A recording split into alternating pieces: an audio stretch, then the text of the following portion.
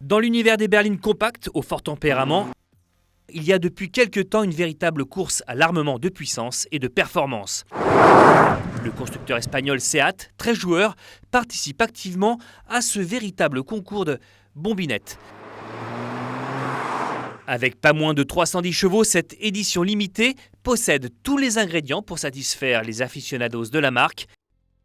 Et c'est de la plus exclusive et de la plus caractérielle des SEAT dans la région de Barcelone.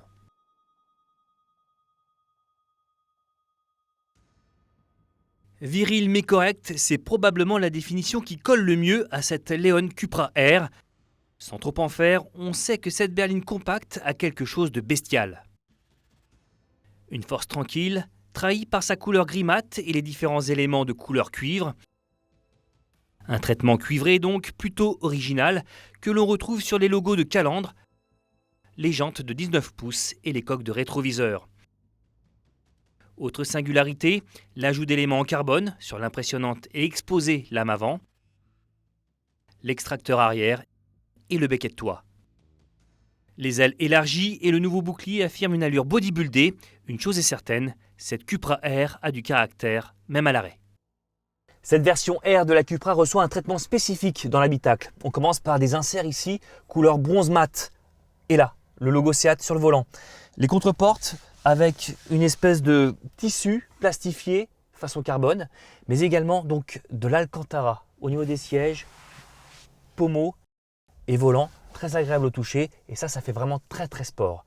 On remarque, si l'on y regarde de plus près, on s'aperçoit que nous sommes à bord de la 003 sur 799 exemplaires, pas un de plus, 30 pour la France, à réserver exclusivement sur le site internet de SEAT.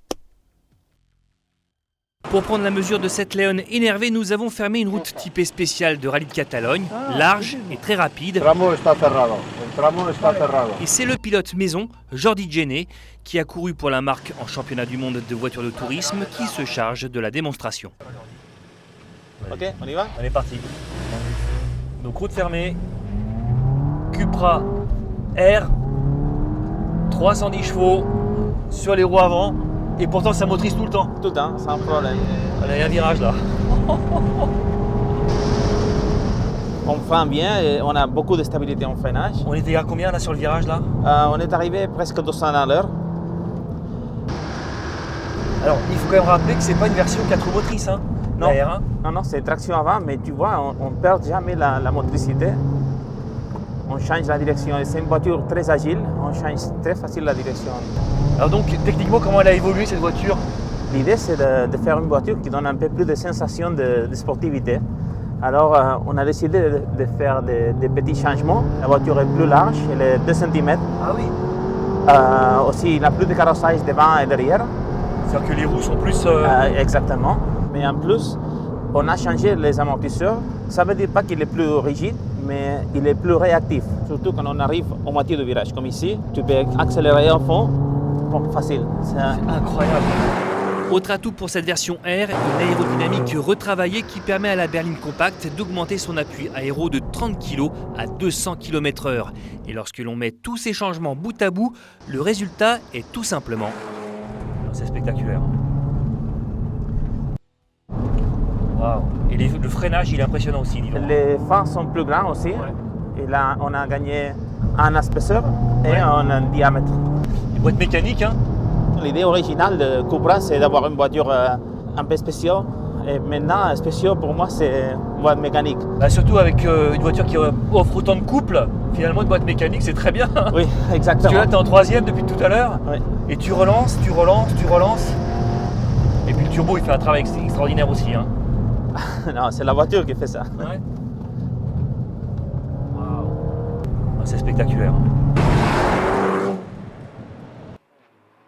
Cette Leon Cupra R devient donc la plus aboutie des SEAT en matière de performance tout en maintenant un certain confort d'utilisation.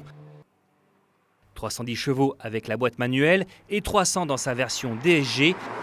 Plaisir et polyvalence, oui, mais 8 000 € plus cher que la Cupra classique. À 45 775 €, la R se démarque encore un peu plus. C'est le prix à payer pour s'offrir l'exclusivité en édition très limitée.